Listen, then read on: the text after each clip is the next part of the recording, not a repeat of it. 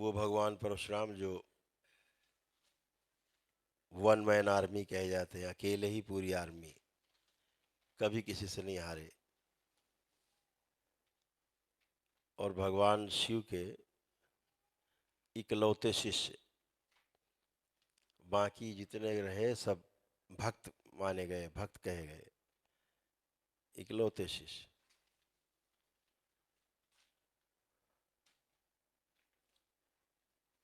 और हर युग में रहे, पौराणिक काल से लेकर के आज तक हर जगह उपलब्ध रहे, हर जगह सर्वत्र है। अगर अपने पिताश्री की स्मृतियों के चलते, जो स्मृतियां रह गई पितृमुक्त के बाद भी, तो जब भी उनके पिताश्री की स्मृतियां आगे आती थी, उनकी हत्या हुई थी पिताश्री की, तो बदले की भावना, उनके पिताश्री की मरते के समय की बदले की भावना, वो स्मृतियां रह गई, जिसके कारण जब भी वो स्मृति आगे आती थी बदला लेने वाली, तो उन्होंने गाजर मूली की तरह लोग काटे, और 21 बार काटे।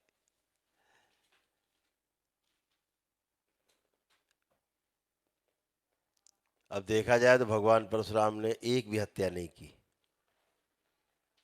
हत्या कर ही नहीं सकते थे। लेकिन जैसे दरबार में स्मृतियों के विज्ञान जो खुला है, इसके आलोक में, इसकी दृष्टि से देखेंगे, इस विज्ञान की दृष्टि से, तो भगवान परशुराम बिल्कुल निष्कलंक है और निष्पाप है। उन्होंने कोई हत्या नहीं की, किसी की हत्या नहीं की।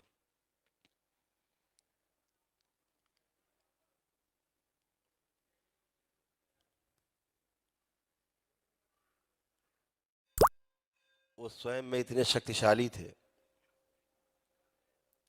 कि अपने एकमात्र श्राप से सबको नष्ट कर सकते थे। पूरा कुल खानदान, बचता ही नहीं कोई वहां क्षत्रिय कुल में।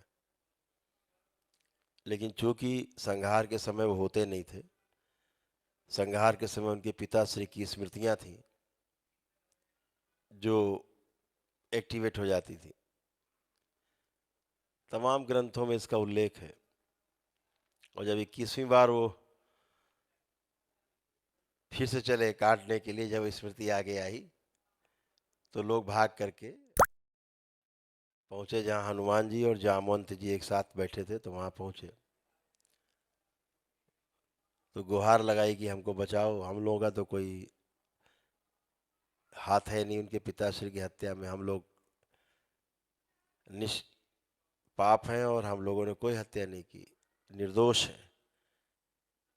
तो जामवंत जी ने हनुमान जी से कहा कि भाई इनकी रक्षा करो, बात तो सही है, और देखो कि इतना बड़ा ऋषि इतनी हत्या कैसे कर रहा है। तो कथा है कि हनुमान जी जाते हैं बात करने, क्योंकि हनुमान जी स्वयं रुद्र के 11वें अवतार कहे जाते हैं, शिव के ही। तो उन्होंने बात की तो बात नहीं बनी। तो परशुराम जी ने कहा भाई तुम भी जाओ, नहीं तुम भी, तुम्हारा वध भी हम कर देंगे। तो फिर युद्ध हुआ, 5 दिन युद्ध चला, ऐसी कथा है। 5 दिन हनुमान जी में और परशुराम जी में युद्ध चला। अब वो तो भगवान परशुराम खुद ही थे, वो कहाँ हारने वाले थे।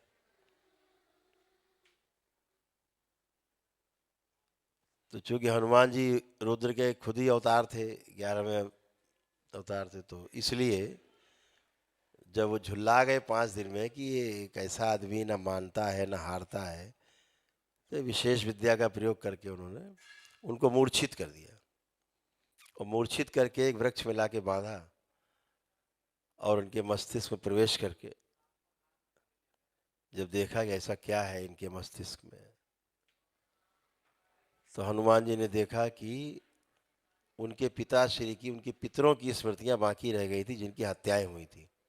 अब जिसकी हत्या होगी, मरते समय आदमी यही सोचता है कि हम बच जाएंगे तो बदला लेंगे, वही स्मृतियां आगे आ जाती हैं, तो परशुराम जी वैसे ही करने लगते हैं।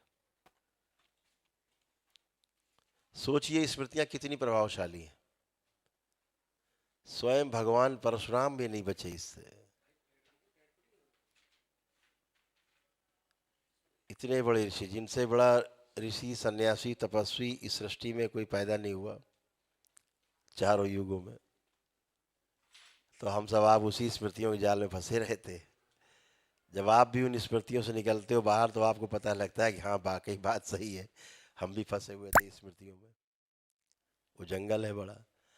तब कथा है कि हनुमान जी पितृलोक गए, वहाँ के अधिपति से उनके पितरों को लेके आए और उनसे कहा भैया अपनी स्मृतियाँ समेटो, ये सब ले जाओ यहाँ से, जो छोड़ गए वो सब गंदगी। तो उन लोगों ने सारी स्मृतियाँ समेटी और ले गए। तब भगवान परशुराम के दो आंसू टपके, जैसे आप लोगों को दरबार में कराया जाता है संकल्प में, गंदगी निकाली जाती, स्मृतियाँ नष्ट होती हैं, तो बोला जाता है ना कि खांसी से, डकार से, जमुआई से, आंसुओं से, हिचकी से बाहर जाती श्वास के द्वारा नष्ट हुई स्मृतियाँ बाहर हो जाएं। तो ऐसे ही उनके दो आंसू टपके और वो स्मृतियाँ नष्ट होकर बाहर हो गई। फिर जब वो होश में आए तो हनुमान जी ने उनसे कहा कि तुमने ये सब किया। तो उन्होंने कहा कि मैंने किया ही नहीं, मैंने तो कुछ भी नहीं किया। तो फिर कथा है कि भगवान परशुराम ने उसका प्रायश्चित भी किया। अब ये कोई नहीं बताएगा, ये बताएगा हत्या एक ही। और जबकि दरबार के देखे उन्होंने कोई हत्या नहीं की, एक हत्या नहीं की, सब स्मृतियों के प्रभाव में हुआ। तो कथा है कि फिर उन्होंने प्रायश्चित किया उसका, और जितने लोगों की हत्याएं की थी उन सबका पिंडदान किया, उन सबको पितृमुक्ति कराई और सभी को जो है स्वर्गलोक के लिए भेजा। इतनी उनमें तप था, उन्हें बल था उनके अंदर ही। तो भगवान परशुराम उन स्मृतियों के कारण समाज में ये मान लिया गया कि उन्होंने बहुत हत्याएं की, जबकि कोई हत्या नहीं की। और एक इस दोष के कारण आज जिन भगवान परशुराम की पूजा घर घर में होनी चाहिए थी, केवल स्मृतियों के दोष के कारण आज घर घर में भगवान परशुराम नहीं है। लेकिन भगवान परशुराम हम सब के दिल में बसते हैं। हम लोग हृदय से उनको अभिनंदन करते हैं, अपनी पुष्पांजलि, अपने श्रद्धांजलि अर्पित करते हैं और उनको नमन करते हैं हम सभी। और कामना करते हैं कि हम सब उनके पथ पर अग्रसर हों। उन्होंने अपने जीवन में कभी किसी के साथ कोई अन्याय नहीं किया। जो अपने को भगवान भी मानते रहे या भगवान माने गए या हम लोग भगवान मानते हैं, उन तक को भगवान बनाने में उन्हीं की भूमिका रही है शुरू से। चाहे त्रेता युग में भगवान राम को सिद्ध किया कि ये भगवान है, और चाहे द्वापर में भी भगवान श्री कृष्ण को भी। भगवान श्री कृष्ण के पास जो आप सुदर्शन चक्र सुनते हो ना, ये भगवान परशुराम के द्वारा ही दिया गया था श्री कृष्ण को, वो सुदर्शन चक्र।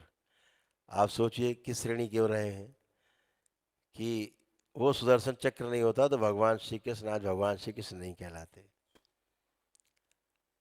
तो तमाम बड़े बड़े अस्त्र शस्त्र प्रक्षेपास्त्र बड़े बड़े योद्धाओं को देने वाले में उन्हीं की भूमिका रहती थी। ब्रह्मास्त्र वगैरह सब उन्हीं की देन थे।